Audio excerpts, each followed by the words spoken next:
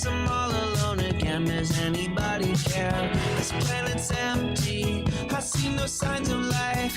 Please don't tell me that the human race did not survive. There are no people in the future.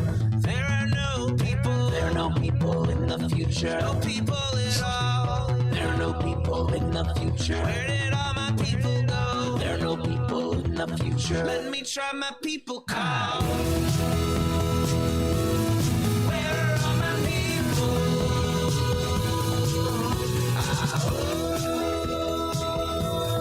Where are all my people? I guess I'll fly away now. Hey, everybody, welcome. It is Monday, June 26, 2023. Welcome to Raging Chicken's Out to Coop Live. This is Kevin Mahoney, creator and founder of Raging Chicken. On Out to Coop Live, we talk to progressives, activists, and troublemakers of all sorts, right from our own backyards and across the country. You can also join us at the end of the week for our Friday Politics Roundup, where we break down the good, the bad, and the ugly in state and national politics. You can get all our shows by subscribing to our podcast on Podbean, iTunes, Spotify, wherever you get your podcast. And you can support this show by becoming a patron for as little as $5 a month. Head on over to patreon.com/rcpress for all the details. And look, you want to help out the show right now? Get on over to our YouTube channel if you're not there already. Smash that subscribe button, like the stream for this show, and hit that notification bell so you know every time we go live. And if you're one of our awesome podcast listeners, make sure to leave us a 5-star review on whatever platform you listen on, and leave a comment to let other folks know why you like the show. Little things like this help other people find the show. For more PA Progressive talk, tune to the Rick Smith Show's live stream at 9 p.m. Eastern on his YouTube channel, Twitter, or Facebook, and subscribe to his podcast wherever you get your podcasts. Check out thericksmithshow.com for the latest across all his platforms. And you've got to check out the Sisters of the Night Caucus podcast. The amazing PA women stirring the political cauldron behind this podcast rock the house. And they know where the bodies are buried. Make sure to follow them on Twitter at The Night Caucus. That's at The Night Caucus on Twitter. And subscribe to their podcast at Anchor, Spotify, iTunes, or wherever you get your podcasts. If you haven't heard, The Signal is a new podcast by the Bucks County Beacon. The Signal is hosted by the Beacon's editor-in-chief, Cyril Michaleko, and produced by yours truly. Ooh, gotta like that. Twice a month, The Signal will shine a light on the right-wing extremist currents streaming through Bucks County and beyond. Cyril invites guests who can provide insight, analysis, and organizing solutions so that we can steer the community toward calmer, saner, progressive roots. Check them out directly at buckscountybeacon.podbean.com or pick up the podcast The Signal wherever you get your podcast. For all you gamers out there, the Game Inn, that's with 2 N's, the Game Inn is a Quakertown-based black family-owned gaming store. They're friends of the show. They've got everything from retro N64s, the latest consoles, video games for all platforms, collectibles, action figures, Funko Pops, walls of Funko Pops. Yes, and there's a great place all around, so go check them out. Check out their Facebook page, follow them on Twitter at The Game Inn, that's with 2 N's. Got a question about a game, looking for something hard to get, shoot them a message or drop them an email at thegameinpa@gmail.com. Special shout out goes to Jonathan Mann, who wrote our intro song, There Are No People in the Future. Check out all his great stuff on his YouTube page and follow him on Twitter at SongofDayman, 2 N's at SongofDayman on Twitter. But look, folks, we can't let Paul Martino, Moms for Liberty, and their oligarch friends buy our schools and push extremist politics in our community.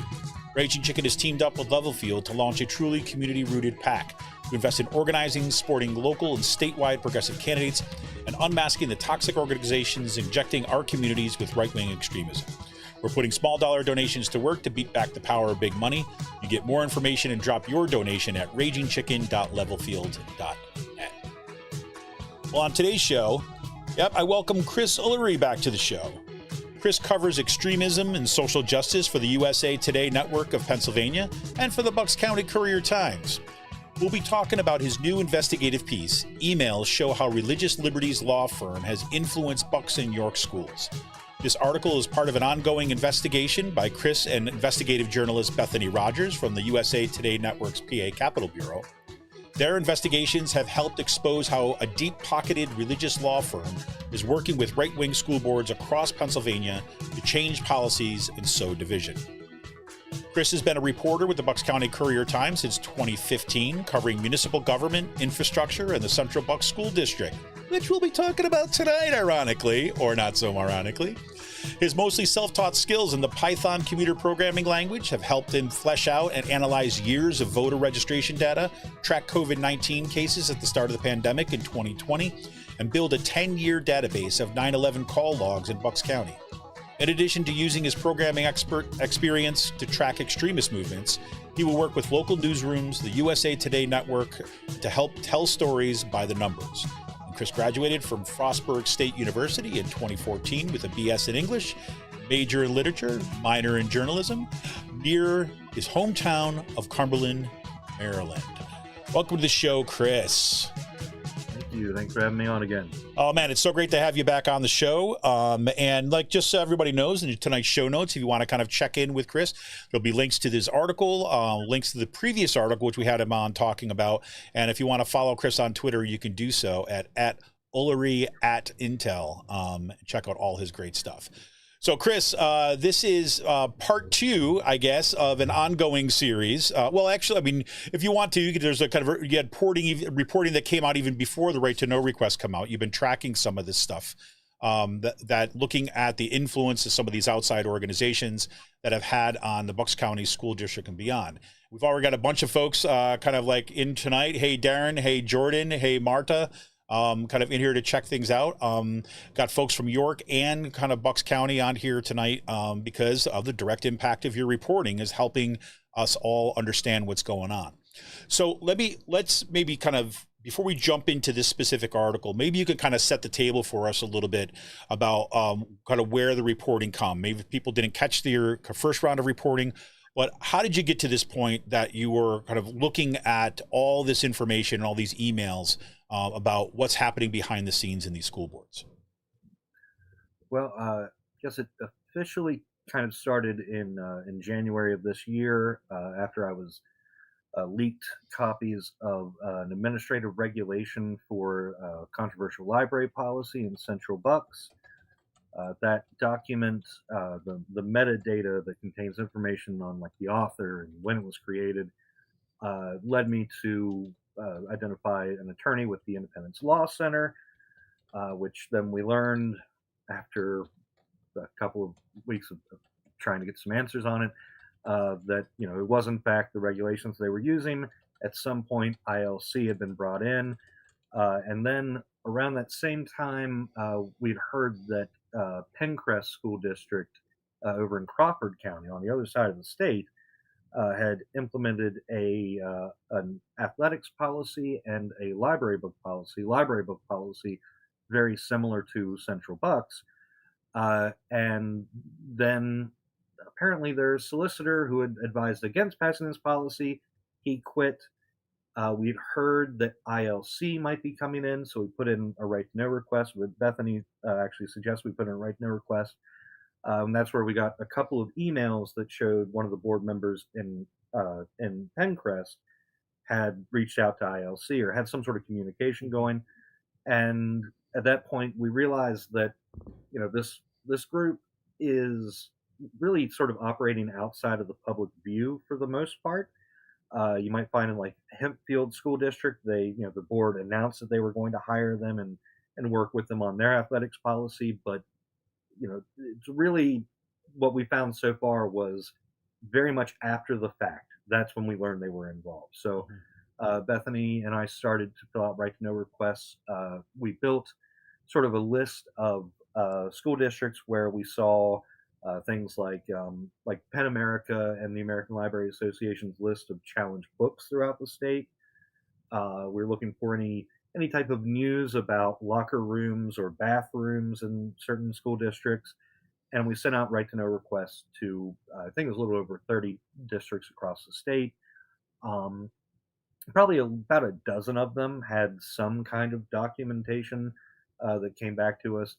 And that led us to our story in April, where we found, in Bucks County, ILC was involved in drafting numerous policies in Penridge School District and Upper Bucks County. We found more information about in East Lancaster County School District. It was a couple years back, but they were directly involved in this locker room policy, and there were some reports of they might have even helped sort of move it along behind the scenes a little bit more than what was initially reported. Excuse me. And we were finding at least a handful of districts. We had this force that was pushing sort of this culture war agenda, I guess, in these school districts. And one of the requests that we had was to Central Bucks, because we already knew they were in there, but we wanted to know more about what was being said, or what was being done at that time. And we got back an appeal, or excuse me, they denied our request on the grounds of attorney-client privilege. And by this time, we're getting pretty close to whenever our story was going live in April. So we laid out what we had there at the time, which was, we're appealing this denial. There are 17 emails that we know about that took place in November, and we just don't know exactly what was going on, but we'll come back to this later. So the story that ran this week is... It's like welcome to later. Yes. Right? We finally got our emails, and they showed us a lot more than we were expecting. For one, really? Oh yeah. So I guess to really feel the weight of what we found, I think I need to back up to November of 2022. Please. In the moment. So in November 2022, we're already now several months after the library policy, where there was a lot of concern that would lead to widespread banning of LGBTQ plus related books or books on racism, anti-racism. One of the things that was said at the time was that, we have the policy, but we need to build the administrative regulations before it will be implemented. Therefore, the policy, while it's approved in July, not actually enforced yet. And things kind of hovered around there, that uncertainty, for a long time. And we get into we get into October. That's whenever the ACLU brings up its 72-page complaint filed on behalf of 7 students with the OCR. So now we've got this alleged toxic environment for LGBTQ students and staff and allies.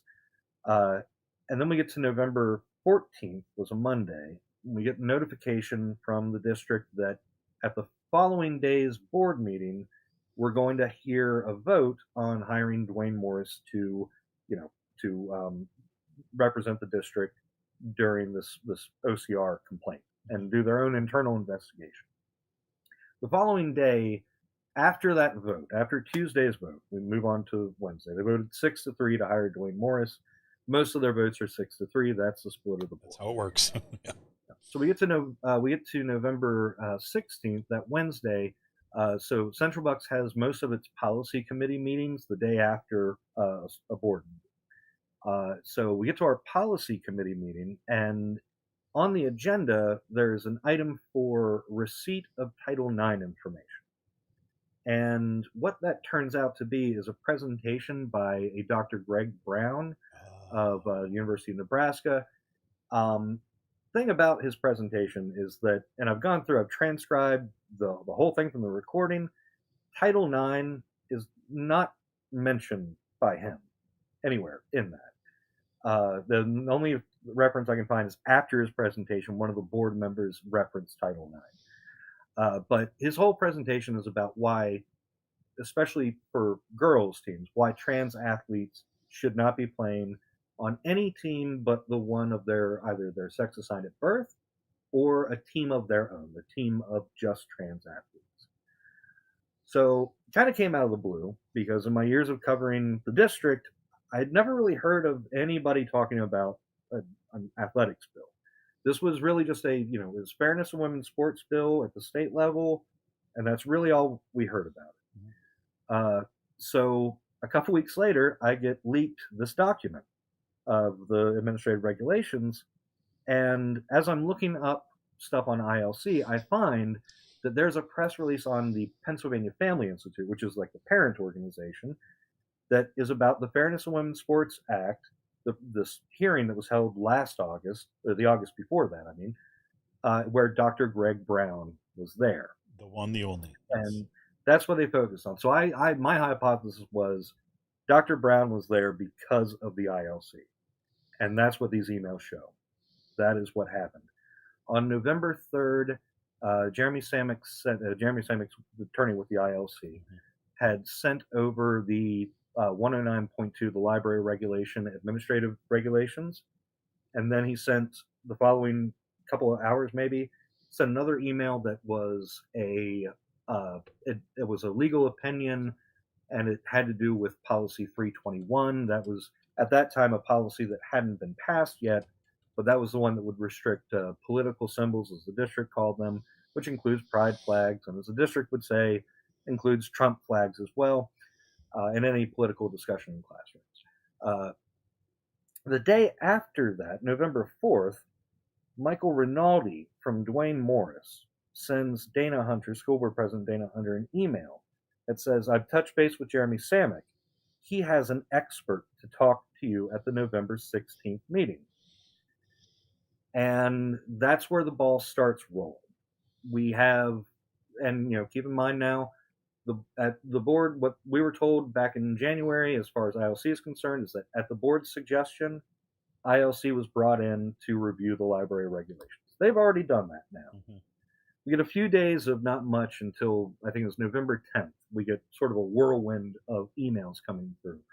One of them, Samick sends, he introduces Dr. Brown to Superintendent Lucabaugh and Dana Hunter officially. They have exchanged some pleasantries. After that, Samick sends over an agreement of services, pro bono services. ILC always offers their services for free. I wanted to make sure we hit on that point, because that's a really key aspect of all this about why is it that this is so easy and why are they offering all this stuff. Great. So, excuse me. So they send this agreement of services. Second paragraph of the agreement of services says that ILC will continue to offer more information, more advice on different policies, and will also work with outside counsel, quote, outside counsel, on 3 OCR complaints, on the 3 OCR complaints, I think that's what it was. And to me, that is striking because, keep in mind, we are now 4 days before the public is notified that there is going to be a vote to hire Duane Morris, but the agreement seems to imply that an outside counsel will take care of the complaint. The district has a solicitor of its own. It seems a bit odd to me, is all. So he sends over that agreement of services. Shortly after that, he also sends over a copy of the athletics policy that ILC developed with Hempfield School District, draft administrative regulations, and even a version that basically takes out anything for Hempfield and puts it for Central Bucks. So we are now 7 days out from whenever the first real introduction was made, the first contact, and going from starting with an introduction from library policies. Now the district has a new athletics policy, an expert to testify, as they put it, to its necessity, and possibly 2 law firms willing to defend its implementation. That's, to me, is manufacturing an issue within a district. It was done without any public involvement. And to me, what's even worse is that it continued to be done without public involvement. While we knew about Duane Morris, while that was revealed back in January, my question to the district was, what is the extent of ILC's involvement in Central Bucks? And the public statement that was released, not a reply to me, but a public statement that was released, said, we've brought them on to look at the library regulations. That might be in the strictest sense true, but that was not the extent of their relationship, and it was very clear by that point. Well, and this is remarkable because basically what you've just laid out there, and this is why this reporting is so critical. What you just laid out there is like, look, you could have a school board that might have really extreme positions on something, right? And so they have to go, but then if it's just a local school board, then they would have to work out all the logistics of everything that you just described and figure out how you would actually enact this kind of stuff, which would take months, right? If not years, right? In this case, you have the introduction of the ILC, right? And then you have, oh, by the way, within a very short period of time, here's the entire infrastructure that you'll need, all prepackaged and ready-made to move that forward, right? Yeah. And it just so happens that it's not going to cost you very much either. How about that? Yeah. And I think the thing that I think is really important to emphasize here, and sort of also to the point that Joe Gaeta, I hope I pronounced that right, from Democracy Forward discussed as we went into Central York. The issue here is not so much that they got advice from a certain organization. Because let's be clear, that's perfectly fine, perfectly legal for any school board to do. Yes, that is fine. The problem comes in, one, the transparency. That's probably more paramount than anything. But also from other conversations I've had with some legal experts, the issue comes down to who is liable, who becomes responsible for steps that the district takes. If the district has a solicitor and it listens to another attorney, then I think the public has a right to ask, well, why are you not listening to the solicitor that we have? Right. And why are you taking this advice? Why did we develop a policy from this other law firm? There's just so many transparency questions that come up. Well, and let's be clear about that. Yeah, let's be clear about the transparency thing too as well, because it's not simply like transparency as a moral question, right? But it's also, you're talking about school boards who are like in a fiduciary relationship with taxpayers and district members, right? So it's not as if they're like a private corporation that, is just not being transparent, but they're an actual organization which is charged to oversee part of, say, a public infrastructure, in this case, school boards, right? So that becomes that becomes both a legal question and also a question of a misuse or like you said, a shadowy use at the very least of the district money and resources, right? And I that's the part that I kind of found fascinating, both what happens in Central Bucks, but then also what happens in York, is because there's also these pockets of who's in the know and who's not in the know, right? Right. Yeah, and in Central York, that was especially interesting. Democracy Forward, they had heard some concerns. I believe it was at least partially based on our reporting.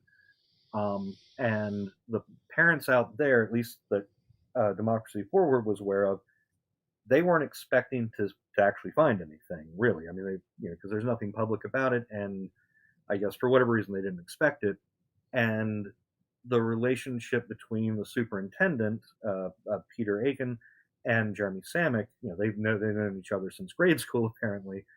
That was unknown. The fact that Aiken had gotten some advice from ILC was unknown. But also, what's so striking to me is that this is also the first instance where we don't seem to have a school board involved at this point, which, at the end of the day, that could actually be pretty good for the district. That the school board member, the elected officials weren't involved in anything, but at this, the other end, it just goes back to, okay, well, how much of the administrative side was influenced by ILC then? And, and I think, as Gaeta pointed out in our story here, the issue is, it comes up to what happens if you pass a policy that gets the school district sued. Right. That's your response. You have to explain that to taxpayers. And if you could have months ago said, we're looking at this advice from this group, and another attorney or the public had chimed in and said, are you crazy? Don't do that. And then you say, oh, okay, never mind, we're not going to do that then. You've lost that opportunity to have the public weigh in that could avert that potential issue. It's just, it's frustrating for a lot of people. Yeah, no, and I think it's just fascinating. I mean, kind of like you said, I mean, look, there might be serious and deep, like, say, political, social, moral reasons of not having advice from a particular law firm. But there's no reason, if you want to bring the ILC forward, right? Okay, bring it to the public, bring it to a meeting, say, hey, this is someone, they've offered their, services free of charge to all of us. We want to bring it toward you to let you know we're going to bring them in. By the way, here's the materials about these people's background. Here's who the firm is so that you can review it. And then we can talk about that at the next board meeting, because you've had ample time to discuss this about whether or not we should bring this forward, and we'll be voting it at that time. I mean, that would be like the proper procedure, right? Of being able to have the publicly informed about it, having the time to consider it before a decision is made. Yeah, and I think one thing that I was thinking about earlier today that kind of highlights the issue here is that, like for instance, and whenever I was a municipal government reporter in Warrington Township a few years back, Aqua PA, private utility, wanted to buy the water system. Yep. There was this huge water contamination issue, not just in Warrington, but other communities. So Aqua PA went to the township and said, here's an offer.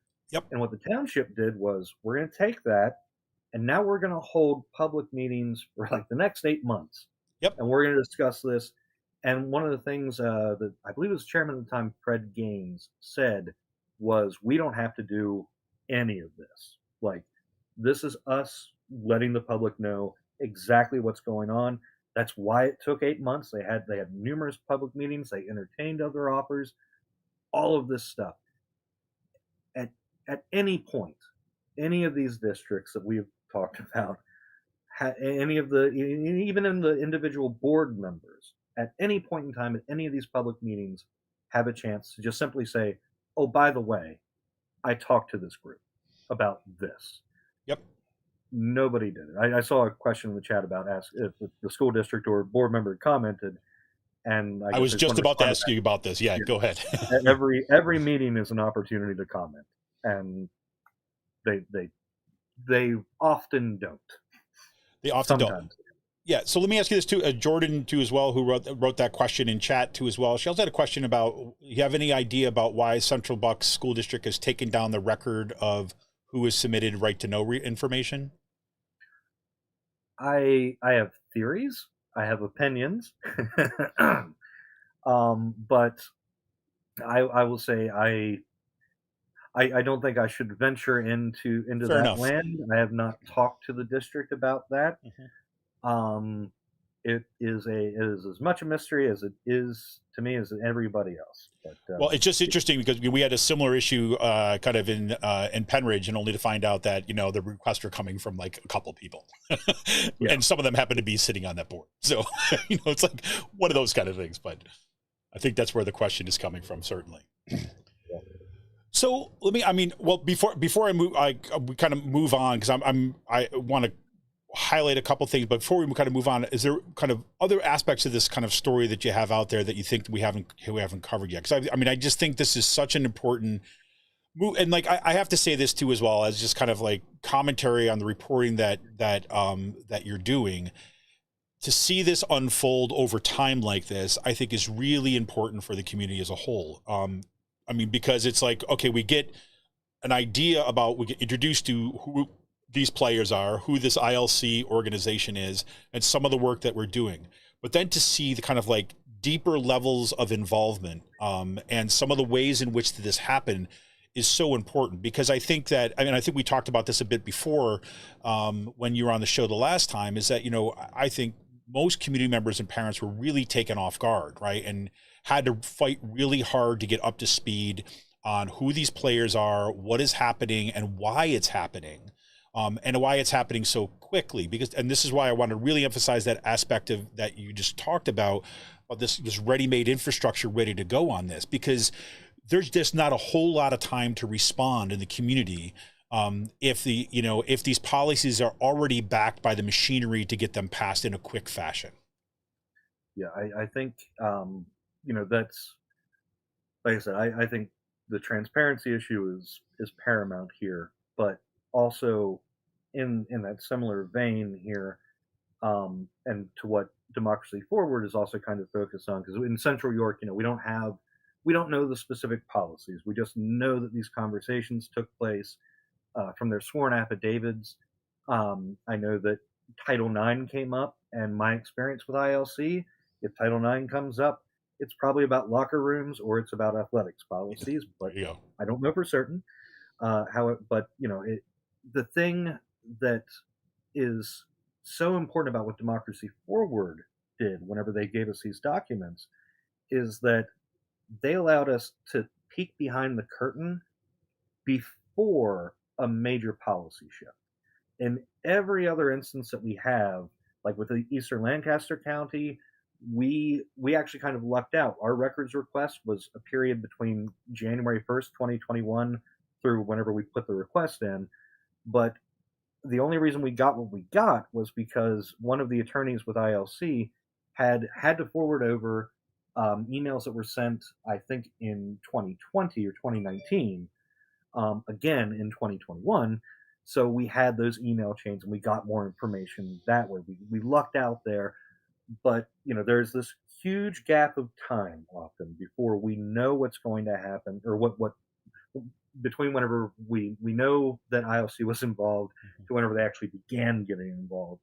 And in Central York, it's at least a little bit closer. And I think that the reason why I focus on that is because I think that tells me something about the response to this, is that people do care about this, and they want to keep an eye on their districts. And I think that sort of the next, what I hope to be sort of the next influence of this story, or these stories, is at least to get to a place where if a school district thinks they're going to work behind the scenes with a group like this, they should say, well, somebody's going to find out. So let's be upfront about this right now. Let's not get into that whole issue. Right. Well, here's a fascinating thing, and Darren just made this comment here too. As a parent in Penridge asked you at the board meeting, at the last school board meeting, somebody asked them, "Hey, look, have you ever worked with the ILC?" Right. This is right before your piece dropped, and the chair responded, "No comment." Right. And I find that fascinating for exactly what you just laid out there. Because if we know who these players are and we know to ask those questions now to a school board, right, they have to make a decision, right? Those members of the school board have to make a decision on that moment, right? If they say no, we haven't, and they had, that's a lie, right? And they can't do that. Or they could say yes, we have, and then it's chaos ensues because why haven't we known about this before, right? Or you have this kind of no comment, which again, we don't know what that means exactly. For all we know, this guy has no idea what the hell the ILC is. And so he's like, I'll just not comment on it. The guy hasn't said very much at any school board meeting. So that could be it. But I mean, there's a choice that has to be made now in terms of that pressure back from the community to ask the right questions of the school board, which seems to be like the value of, seeing this reporting unfold. Yeah. And I think one of the interesting thing about that, I saw that meeting where that question was asked. And the thing about it is that at the time that question was asked, I had also already sent out an email asking that question to every board member. And only one responded. It wasn't the one that was asked that question. Yeah. And I don't know because I don't have it right in front of me at the moment, but I do believe that if you check out our previous story on the section on Penridge, and in the documents that we embed there, I'm pretty sure that the name of the person who was asked that question was included in one of those emails. I'm pretty sure. Yeah, I think so too. I think Darren's like saying, yeah, this is after the CBD or the Central Bucks article, but before the article involving Penridge, and then you had the reporting on it. Yeah, I exactly remember that. One other question. This is coming from Jordan again too, as well as this has been an increasing, people have been paying attention to in the school boards too, as well. And of course, we've got this Moms for Liberty summit coming up in Philadelphia at the end of the week. And the question was if you've seen any of the kind of intersection or those connections between the ILC or the Moms for Liberty showing up in these documents as well. Oh, I mean, look, like I'm not. I'm just answering the question. This is the most difficult thing, and I've talked about this extensively with Democracy Forward and with several other organizations as I've been researching, even beyond this, of other projects I'm working on. The problem is that it is hard to link any one organization with the other. Now, as far as Moms for Liberty specifically, there is a direct link between PA Family, Family Institute, and Moms for Liberty. One of the board members on their website is a chapter head of the Dauphin County Moms for Liberty, and it seems like the safest way to go is that there are so many overlapping interests that if they are not working in tandem as a matter of practice or policy, they are, they're traveling down the roads, Right. the same roads, and they're going to get to the same destination together, I think. But it is difficult. I know that even the ILC and Pennsylvania Family Institute take issue with being tied to the Family Research Council, despite there's been references that PA Family has made to the Family Research Council as its sister organization. There's been money exchanging hands between the national group to the state group, and they share so many of the key principles of traditional family values, and fairness in women's sports, all of these things, locker rooms. It's one of those things where it's I think that in the strictest sense, PA Family might not be a chapter of the Family Research Council, but they are affiliated at the very least. Yeah, I remember. We always used to say, I used to live in DC, and there's all, especially as an adjunct instructor at the time, right? So you always looked around for where the good places were to go for free food for happy hours, right? And one of the things that we'd come away from some of these kind of events going on is that you begin to notice over time is like, look, there's this organization and this organization and this organization, and they're all after the same thing. There's nothing on paper that says this is directly linking them to here, but guess what? They're all at the same cocktail parties, right? And whether we're talking figuratively or kind of, in practice, that's another thing. But they're definitely, I love the way you put it. They're going down the same path, and they're doing it together. Whether or not they actually are, taking the time to sign each other's autographs, that's a different story. But yeah, they might not be in the same car, but yeah, right, exactly. They're on the same road and they're going the same destination.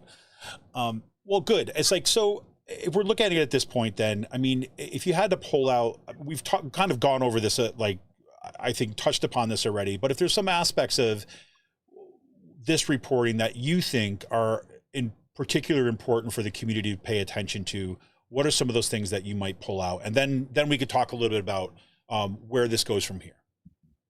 Well, I think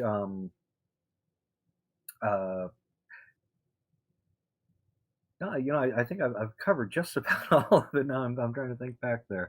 I think really the community's response, especially in Central Bucks, I think the community is already very engaged with everything. So I don't think I think they'll be. I'll say this. At this point, I think it's on the readers to tell us what they're getting from it and what they need to know more about, I think. It's a great way to put it. Well, this, I have to say, this also doesn't seem like this is a story that is over. That we're heading into obviously we have municipal and school board elections coming up in this fall. So again, I'm not asking you to kind of I don't know, spoil a scoop or something like that. But, are there areas and kind of directions that you're focused on now that you kind of see that you're going to be tracking in the upcoming stories? Well, there are, of course, there are a couple of things that are too early to get into right now. But I can say that as of today, as of last week, I should say, we are currently fighting an appeal in Pencrest School District, situation out there. Whenever we requested the ILC emails, what happened was they they gave us back these 2 emails.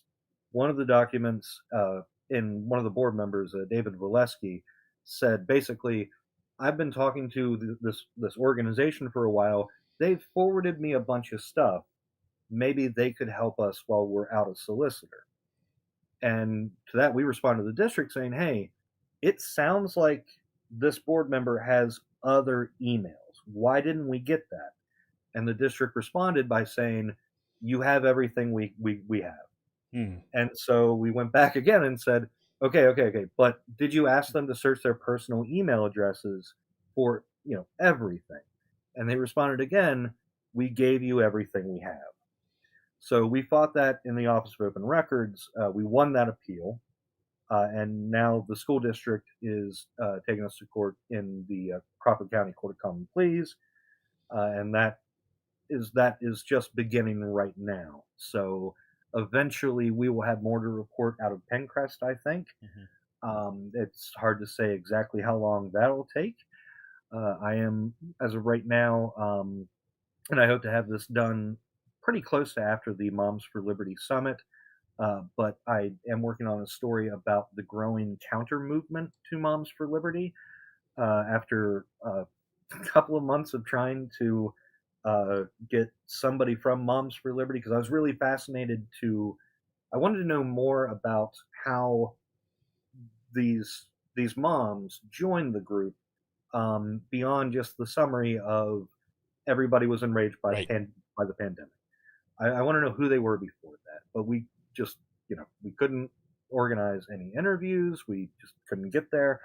And so as I was doing that, I started to talk to more people from groups like Stop Moms for Liberty across the state, a few people that are from the Central Bucks area that we know well. And I heard this common theme, which actually kind of mirrored Moms for Liberty people who I've heard in public meetings, where they basically, the story was, I used to not pay attention to the school board meetings until I heard about this thing. And now I've got to go every school board meeting because I'm blown away by all of this. And now I'm involved. And very similar fashion to Moms for Liberty. That's kind of how they started. But there's this now growing counter movement of national groups splitting off into state chapters. And one of the things I'm going to explore in that story, not to give everything away, but one of the things I find most fascinating is that Moms for Liberty is a group that, while somewhat ironically saying we don't co-parent with the government, is focused on shaping policy, getting board members in to become the government so that they can protect their children. Whereas the counter movement is, if Moms for Liberty is at the dais of the school board meeting, then the counter movement's at the door. And they're getting people as they come in saying, hey, this is what's happening. And that's kind of this push and pull that I find really, really fascinating between these two movements. But we'll have more on that hopefully sometime next week.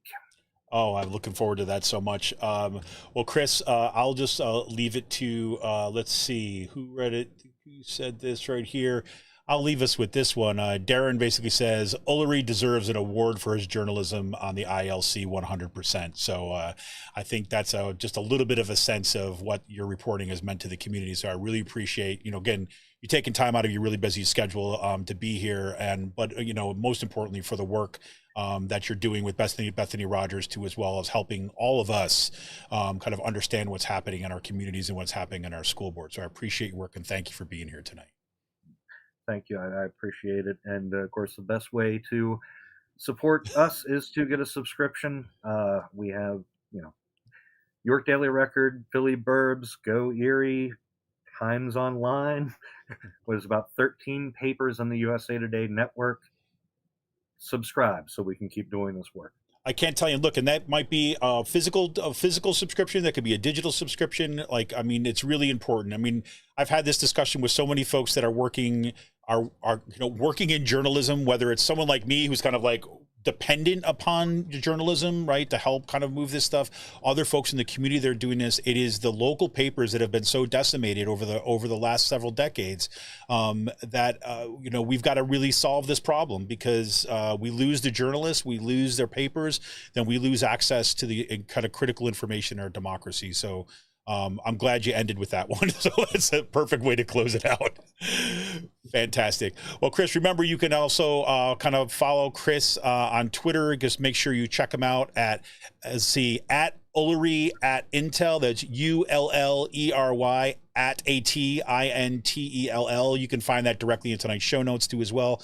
You can click on it and follow all the reporting, and yeah, get that subscription in there and help support kind of our local papers that are kind of helping all of us understand what's happening in our communities. Thanks so much, Chris, and man, we're looking forward to that next report for next week. So take care. Thank you. All right, everybody, this is Kevin Mahoney, creator and founder of Raging Chicken. Woo, that was a good one. That was a good one. As we know, this is the kind of thing that is being absolutely decimating our community. But as Chris left us on a fairly hopeful note, there's organizing coming back. So let's keep up the work. See ya.